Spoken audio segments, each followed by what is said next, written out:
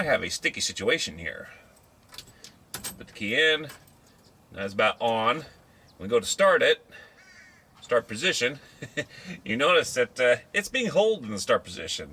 So to avoid your starter getting burned up, you got to pull it back into the on position. That's not good for us.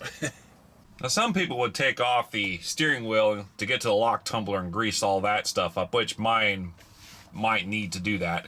However, I'm going to start by going in the opposite direction and install a new ignition switch that's on the column way down there. These also can fail over time. The grease can dry up in here as well. If you notice down in here, you can see our starter spring right there. I'm suspecting the old one is worn out. Plus, I would consider these wear and tear items.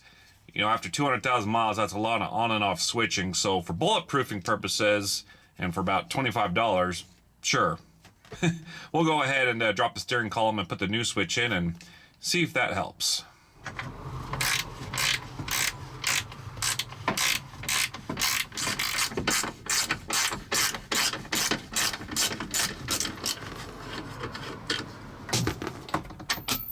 Oops, I missed the lens.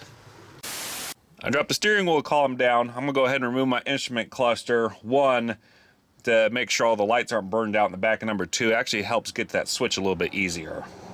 So now I'm going to remove the gear selector indicator cable here. This is the physical cable that runs through your Prendle park reverse neutral drive on your steering or your instrument panel. I would like to note that there's supposed to be a hook on top of this piece of plastic. It's supposed to hook down into the column itself right here. I don't know where it's at. A 200, 300,000 mile vehicle and who knows how many owners and 40 plus years, who knows. So anyways, that's how it's supposed to hook. Hook, drop, and attach, basically. Go ahead and just remove our tape right quick. Get this out of the way. Okay, so we're going to go ahead and remove our electrical connector now. Screwdriver underneath there. Gently pry out with your pick or secondary screwdriver, and it should get that one started. Okay. There we go. Okay, got the back side out. Of course, the front side now popped back in, but that's all right. Once in my life, I'm trying to do this without breaking the connector itself. There we go. There we go. Wow, I did it. I don't know where my sockets are, so I'm going to take this with old school wrenches, I guess.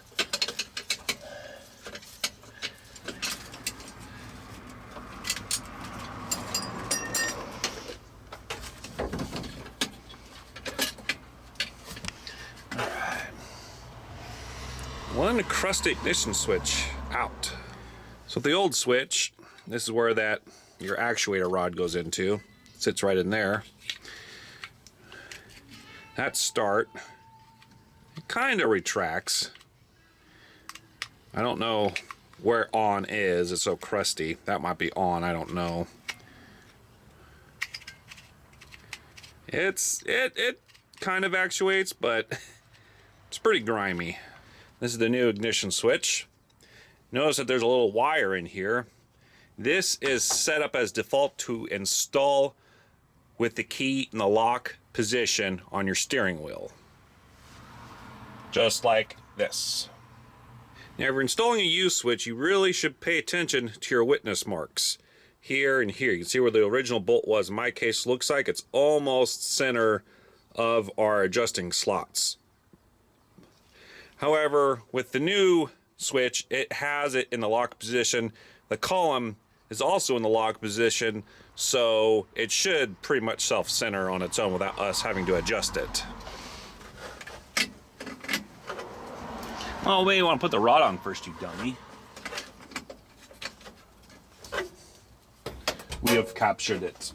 Oh, crap muffin. And it does look like our mounting studs are pretty much centered with our adjusting slots, just like the old OEM one was, so that's a good thing. Love that for us. Why isn't this going on?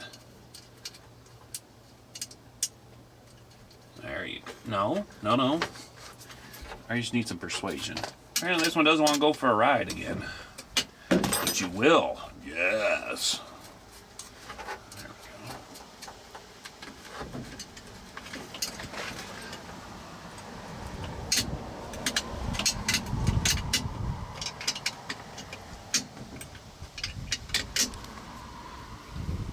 go. All right. All right, let's see what we got. Well, you can feel the detents now. That's start. All right. Perfect. I don't even have to tear into the steering column anymore. Oh, that'll be just fine. Sweet. There you go. $25. Bulletproofed and fixed. I would like to show you right quick that the switch works and it's aligned correctly, but I can't run the engine yet because of reasons. I've had to do some aftermarket oil circuit plumbing. That'll be on the whole rebuild and installation of this engine episode. It's over an hour long already. It's not ready for release yet because I can't run the engine yet to break it in yet. So I will show you electrically that the switch is working. I'm just going to go ahead and set up some test probes and a few cameras and we'll see how it goes.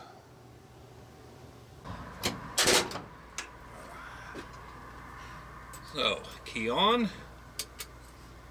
and start. Sweet, no alignment necessary.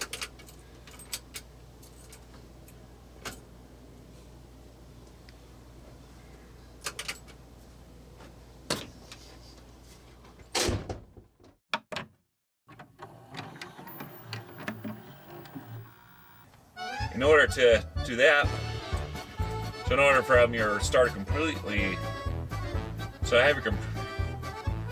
have your starter, now one could get in here, take the steering wheel off, and lube up the gears and locking mechanisms. But I'm going to do. Now you might. Alright, this had better be standard. Oh, ½ inch. Something's gone right so far. Bounce, bounce, bounce, bounce, bounce, bounce, bounce, bounce, bounce. So I dropped the instrument. No, I dropped the steering wheel. Calm down. Removing our plastic. Go ahead and start by removing our electrical plug. Which this is gonna be fun. Where's my screwdriver? Screwdriver! There we go. Wow, I did it. Wow! Insert applause soundtrack. Thank you very much. I've had too much caffeine.